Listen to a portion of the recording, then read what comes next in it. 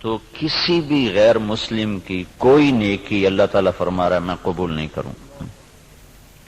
وہ فی الآخرۃ من، دنیا میں صلہ دے گا. نمتعہم قلیلا، دنیا میں ہم ان کو صلہ دیں گے. اس لیے کہا وہو فی الآخرۃ من الخاسرین، آخرت میں ہم ان کو ناکام کر دیں گے، وہ خسارے میں. دنیا میں اپنی نیکی کا کچھ صلہ وہ پائیں گے. قل تمتعوا، خود اللہ بھی کہہ رہا ہے نفع اٹھا لو میں دے رہا ہوں.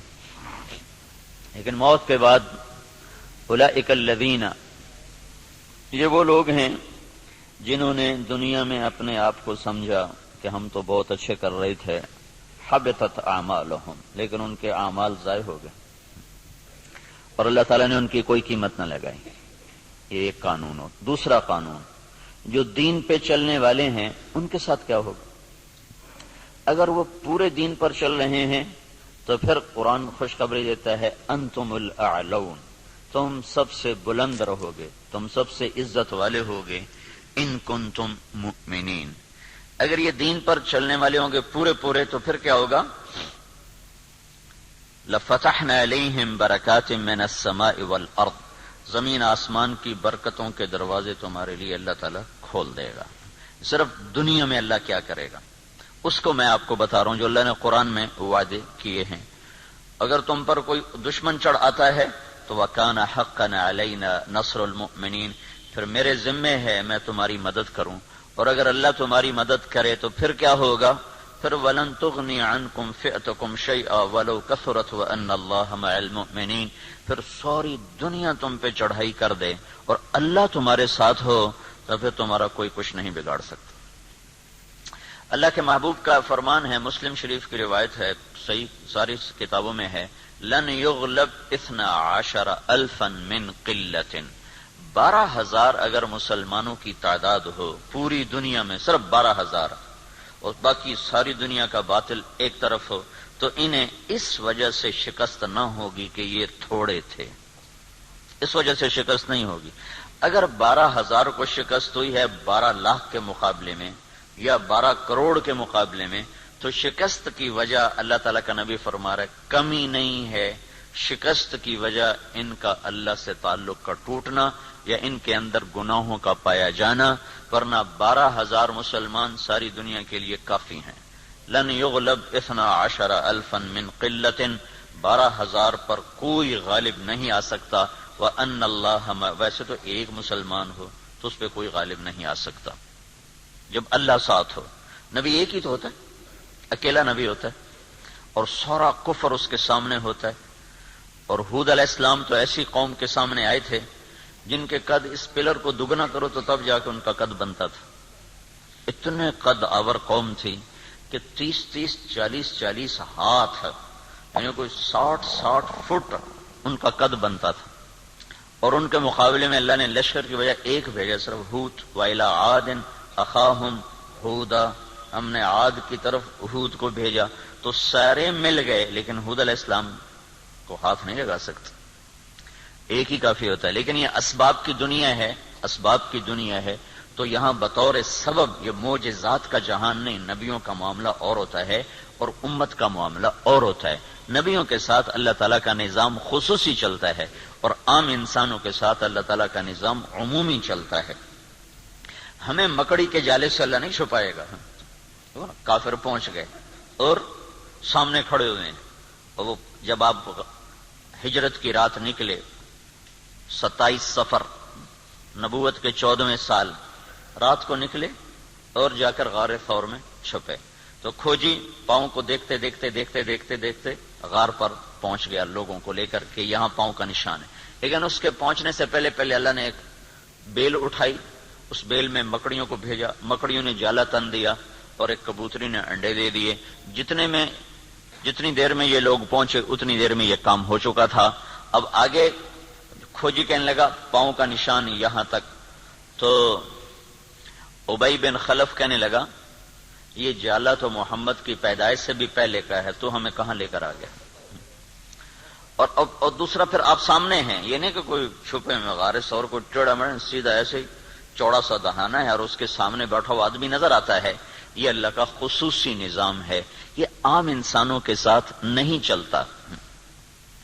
اس لیے اللہ کے نبی نے سبب کی دنیا کے لیے فرمایا کہ 12,000 اگر مسلمان ہوں تو انہیں کمی کی وجہ سے شکست نہیں ہو سکتی۔ اسکندریہ بڑا مضبوط شہر تھا مصر کا، اس کو فتح ہونے میں دیر ہو گئی اور مسلمانوں کا لشکر تھا 4,000 کا۔ تو حضرت عمر بن عاص رضی اللہ تعالیٰ عنہ نے عمر رضی اللہ تعالیٰ عنہ کو خط لکھا کہ یہاں بہت بڑا لشکر ہے اور میں 4,000 کے ساتھ ان کا مقابلہ نہیں کر سکتا، اب میری مدد کے لیے فوج روانہ کرو۔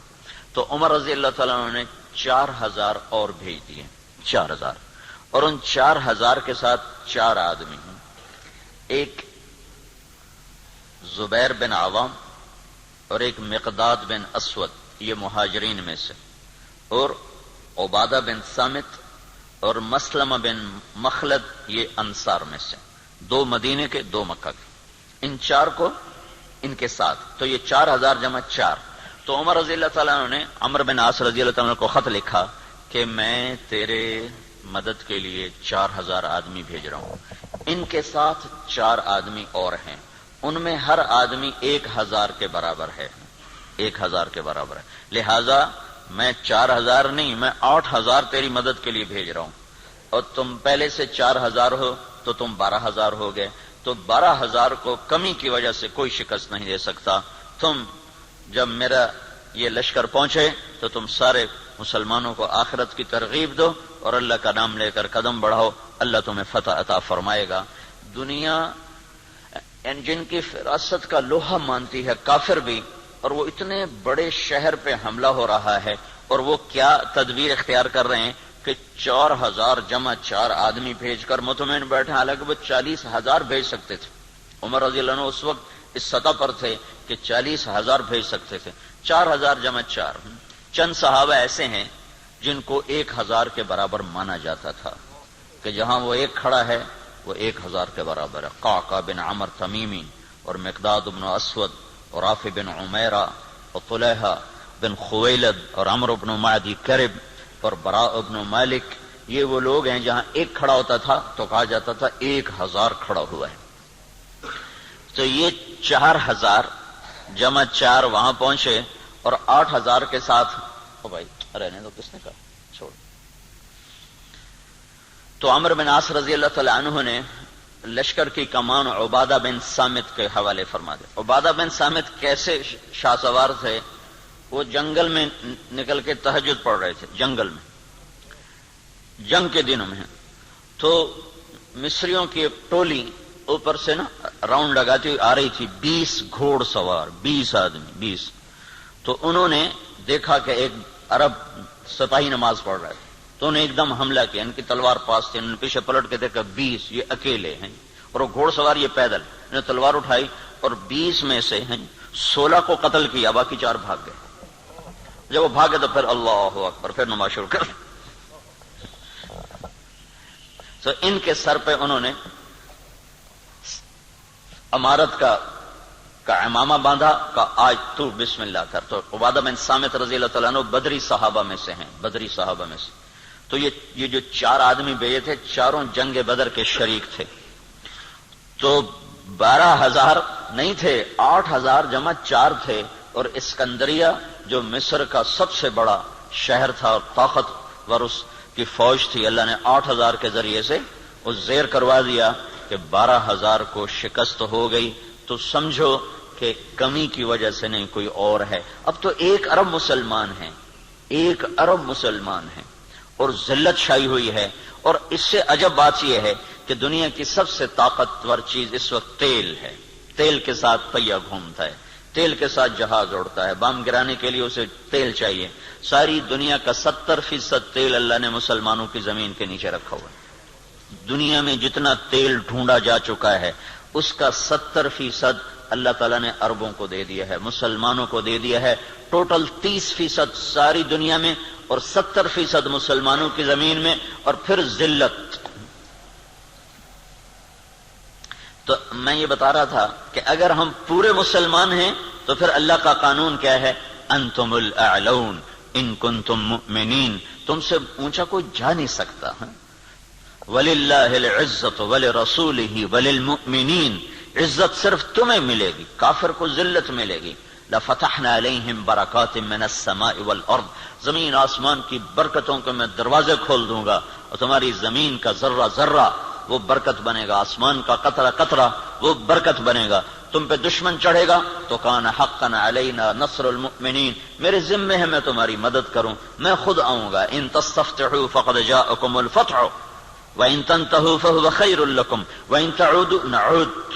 اللہ اکبر، یہ جنگ بدر کی آیات ہیں۔ اللہ تعالیٰ کہہ رہا ہے پتہ چل گیا نا تمہیں کہ اللہ کس کے ساتھ ہے، اور تم کہا کرتے تھے حق کو واضح کر، آج حق واضح ہوا کہ تم ذلیل ہوئے اور بے ہتھیار بے سر و سامان وہ کامیاب ہوئے۔ اب جاؤ اور بس کر دو تو تمہارے لیے اچھی بات ہے، اگر تم لوٹو گے تو میں لوٹوں گا۔ ان تعودوا نعود، اگر تم آؤ گے تو میں آؤں گا۔ تو اللہ کے ساتھ کون لڑے؟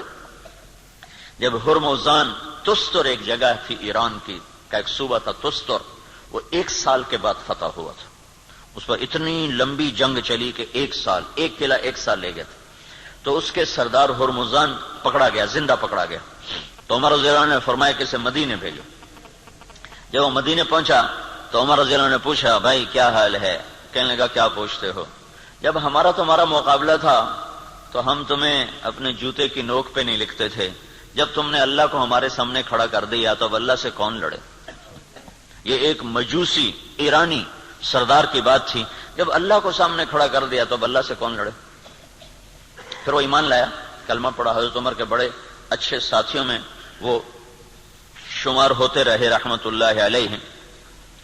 تو اگر پورا دین ہے تو پھر اللہ یہ قانون بتا رہا ہے، اگر ادھورا دین ہے پھر کیا ہوگا؟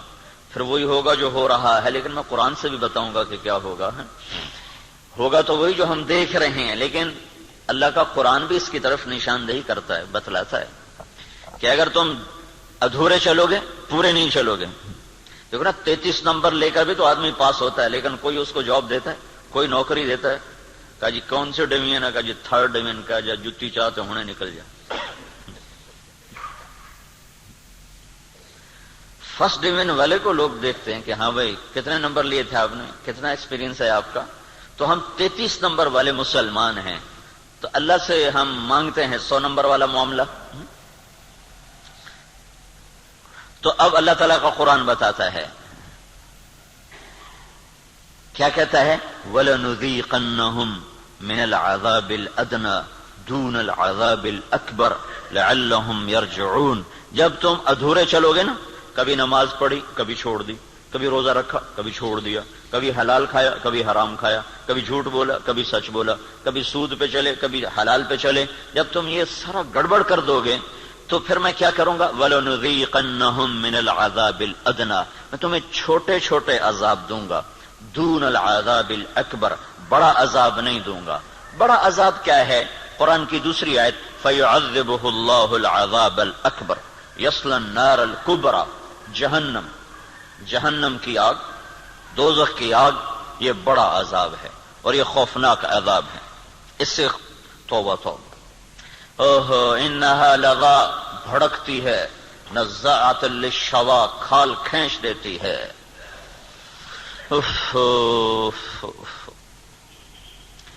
اللہ تعالیٰ کہہ رہا ہے میں چاہوں گا کہ تمہیں دوزخ میں نہ ڈالوں، یہیں صاف کروں، پھر بھی گناہ رہ گئے تو پھر جہنم میں جائے گا، پھر بھی اگر رہ گئے تو جہنم میں جائے گا۔ جب کوئی آدمی فرض نماز چھوڑ دیتا ہے اور پھر وہ توبہ نہیں کرتا، چھوڑی جاتا ہے تو اس کے نام کا ایک دروازہ جہنم میں کھول دیا جاتا ہے، اسے اس دروازے میں سے گزرنا پڑے گا چاہے ایمان پہ خاتمہ ہو۔ اللہ تعالیٰ کے نبی جب معراج پر گئے تو ایک جگہ دیکھا لوگ الٹے لٹکے ہوئے نا، تو ان کو نیچے سے آگ جلا رہی، ان کے پاؤں بندھے ہوئے رسے سے اور ان کو نیچے سے آگ جلا رہی۔ تو آپ نے پوچھا یہ کون لوگ ہیں؟ کہا جو روزہ نہیں رکھتے تھے۔